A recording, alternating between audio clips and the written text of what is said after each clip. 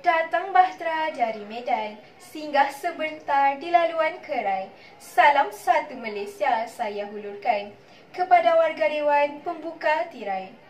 Sekalung penghargaan buat penerajuk acara, para hakim yang sentiasa cakna dengan keadilan dan berintegriti, saudara penjaga masa yang sentiasa peka dengan masanya, barisan warga pendidik budiman, seterusnya warga maya generasi pendukung wacana wawasan negara. Bismillahirrahmanirrahim. Assalamualaikum warahmatullahi wabarakatuh. Sidang hadirin yang dihormati, tajuk pidato saya ialah Bahasa Melayu Citra Bangsa Berdaulat. Bahasa Melayu sebagai bahasa kebangsaan yang menjadi salah satu identiti bagi rakyat Malaysia. Identiti yang telah dibina selama ini menjadi wadah kepada perpaduan nasional. Jika ditelusuri sejarah terdahulu, bahasa Malaysia pernah menjadi lingua franca, iaitu bahasa pengantaraan pedagang-pedagang dunia pada zaman kegemilangan Kesultanan Melayu Melaka. Menurut Pendeta Bahasa Zabba, bahasa merupakan citra masyarakat, budaya, akal budi, jiwa atau roh sesuatu bangsa. Keintelektualan dan tamadun bangsa membuktikan peranan terbesar bahasa sesuatu bangsa. Melalui bahasa, orang dapat mengenal sesuatu bangsa atau petunjuk kepada sesuatu kebudayaan. Hadirin dan hadirat, indikator saya yang pertama ialah bahasa Melayu merupakan wasilah terpenting dalam menyatukan bangsa Malaysia. Bahasa Melayu telah diangkat sebagai bahasa kebangsaan dan secara tidak langsung diharap dapat menjadi agen pemupukan perpaduan dalam kalangan masyarakat berbilang etnik dan bangsa yang ada di Malaysia. Untuk memastikan peranan dan fungsi bahasa Melayu sentiasa terpelihara, bahasa Melayu telah dijadikan sebahagian daripada peruntukan penting dalam Perlembagaan Persekutuan Malaysia. Perkara 152, Perlembagaan Persekutuan telah menetapkan bahasa Melayu sebagai bahasa kebangsaan. Melalui perkara ini, bahasa Melayu telah dipilih sebagai lambang jati diri warga negara Malaysia. Penggunaan bahasa Melayu dapat menyatupadukan kaum-kaum yang terdiri daripada kaum Melayu, kaum Cina, kaum India dan lain-lain di bawah satu bahasa. Cuba kita bayangkan, bagaimanakah kewujudan bangsa Malaysia jika kaum Melayu dengan hanya bahasa Melayunya, kaum Cina dengan bahasa Mandarinnya, dan kaum India dengan bahasa Tamilnya sahaja?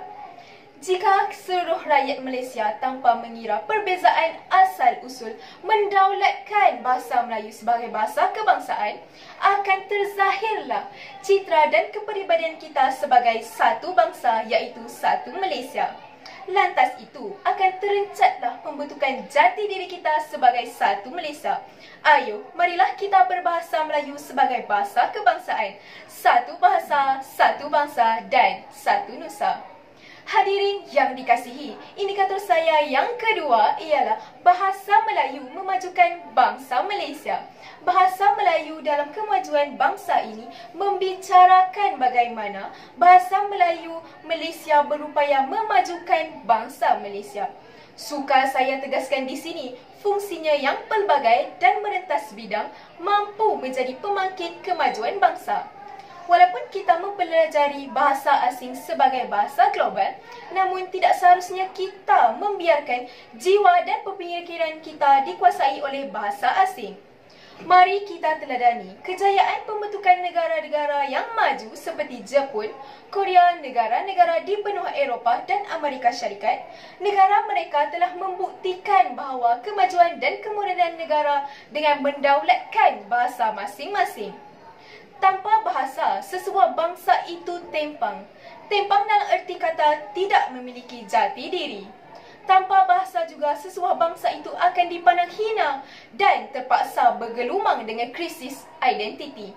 Tepuk dada, tanya selera. Jika bukan kita sebagai rakyat Malaysia tidak mendaulatkan bahasa kebangsaan kita sendiri, siapa lagi?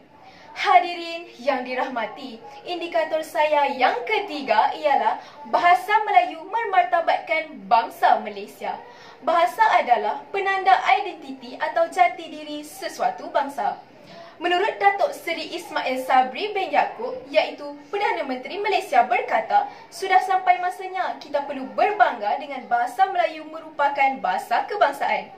Kita bertanggungjawab memperkasa bahasa Melayu. Bahasa Malaysia boleh dimartabatkan ke peringkat yang lebih tinggi dengan menghapuskan sekolah vernakula.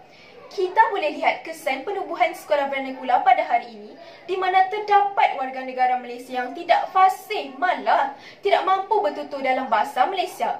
Situasi ini adalah tidak sihat untuk negara kita yang telah lama merdeka dan hidup dalam kalangan masyarakat majmuk. Bayangkan jika anak-anak kita tidak boleh berkomunikasi dengan masyarakat daripada kaum Cina dan India kerana terdapat batasan bahasa. Dan bagaimana mereka ingin mengenali dan menghormati antara satu sama lain? Prinsip peribahasa Melayu berkata, melentuh buluh biarlah dari rebungnya. Intihannya, perpaduan antara kaum dan bangsa dalam negara masih lagi utuh. Tetapi, isu-isu rasisme masih menjadi polemik sehingga hari ini. Dan dengan menyatukan institusi persekolahan rendah, ia pasti dapat merencana perpaduan yang lebih kukuh. Sidang hadirin yang dihormati sekalian, kesimpulannya, kita harus mempertingkatkan kemampuan sendiri dengan perbendaharaan ilmu. Buktikan kepada dunia bahawa bangsa Malaysia bukanlah calang-calang bangsa. Kita memiliki jati diri, tamadun dan kemajuan. Kita seharusnya bersama-sama membuka kembali lembar-lembar sejarah yang telah mengangkat kekuatan bangsa kita. Melusuri bicara terakhir, diharapkan seluruh warga Malaysia meletakkan kedaulatan bahasa kebangsaan pada kedudukan paling utama. Nadi bangsa Melayu terletak pada bahasa dan kebudayaannya.